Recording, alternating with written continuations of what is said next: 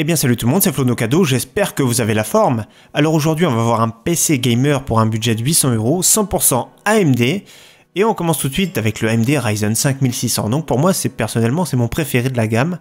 C'est celui que je trouve au meilleur rapport qualité-prix, donc Seeker 12 Thread. Ils ont baissé avec la sortie des nouveaux Intel série 8, donc 190 € à bon prix ici chez Amazon.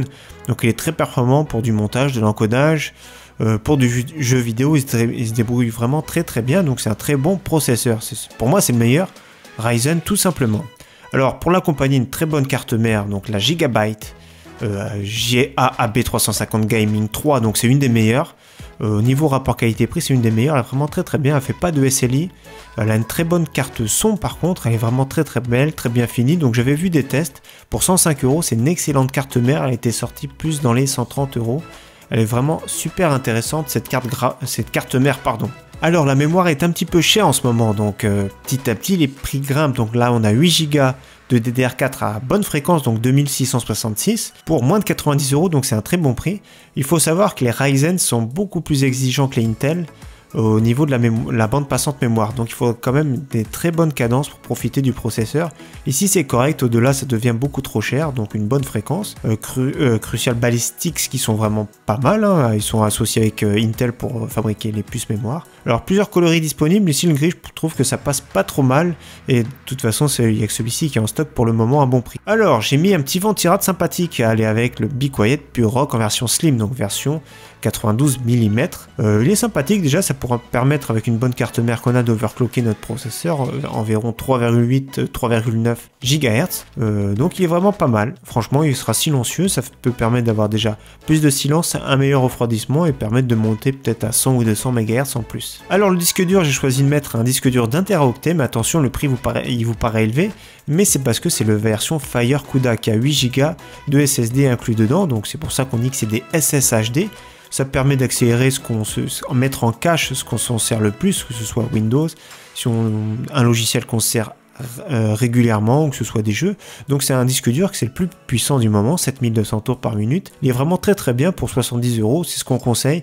J'ai voulu privilégier plutôt la puissance graphique plutôt de mettre un SSD pour rester dans un budget de 800 €. Alors justement la carte graphique, je suis parti sur la RX 570, la très bonne RX 570 version 4 Go, 250 €, elle est vraiment très belle, XFX, elle fera tourner tous les jeux actuels en 1080p de façon élevée sans souci. Bien sûr les moins gourmands ce sera du ultra, mais voilà, là en général élevé, ultra c'est difficile de voir, je sais pas si vous arrivez à vous en rendre compte, des fois entre élevé et ultra il y a une grosse différence de performance, mais au niveau graphique visuel on se rend pas trop compte. Donc moi j'aime bien jouer plutôt en élevé ultra, c'est rare que je mette mes jeux en ultra, je trouve que ça sert à rien, c'est plus une question ego on va dire, mais voilà, c'est une très bonne carte graphique, ça sera une très bonne configuration dans tous les cas. Au niveau du boîtier, j'ai choisi le très bon Corsair Carbide série Spec 01, donc voilà, on peut mettre même un lecteur DVD en façade, ce qui nous fait rare maintenant, lecteur DVD, graveur.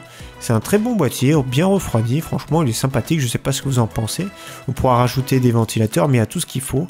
Donc c'est un très bon boîtier, donc on ajoute une petite alimentation de 550 watts. C'est de l'entrée de gamme de la gamme Corsair, mais ça fait très bien le travail. On aura une puissance assez cohérente pour notre configuration. Voilà, ça fera bien le travail. Elle n'est pas modulaire, ce qui est dommage, c'est pas la plus silencieuse, mais dans un budget d'une cinquantaine d'euros, c'est ce qu'on retrouve plus ou moins.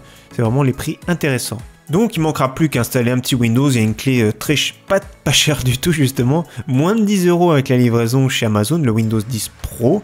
J'avais fait un tuto également, savoir comment installer le Windows à partir d'une clé USB, donc je mets le lien cliquable à la fin de cette vidéo. Donc cette configuration là, ça fait à peu près entre 820 et 830 €.